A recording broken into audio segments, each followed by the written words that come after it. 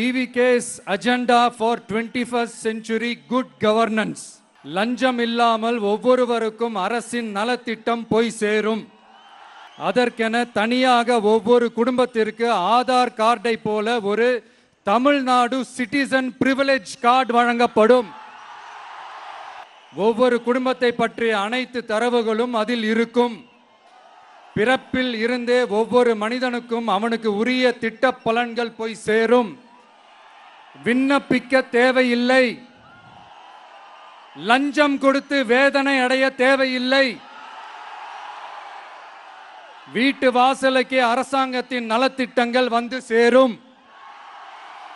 AI உதவியுடன் இதற்கான தரவுகள் சாத்தியமாக்கப்படும். இது ஏதோ ஸ்டாலின் சார் விடுற கதை மாதிரி இல்ல. அறிவியல் பூர்வமா சாத்தியமான ஒண்ணுதான் இப்ப நான் சொல்லிட்டு இருக்கேன்.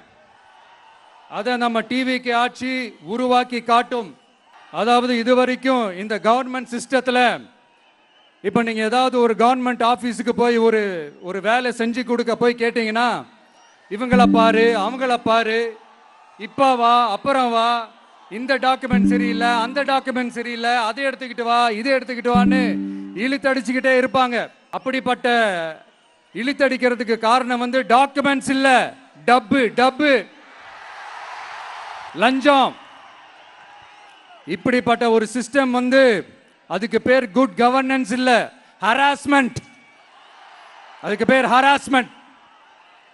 இந்த டப்புலாம் வாங்குறாங்கல்ல, இது சம்பந்தப்பட்ட அந்த ஆபீசருக்கு மட்டுமே போறதில்ல, சம்பந்தப்பட்ட அந்த மினிஸ்டருக்கும் ஒரு கட்டு போகுது. அதனால முதல்ல இதை க்ளோஸ் பண்ணணும், இதை முறியடிக்கணும்.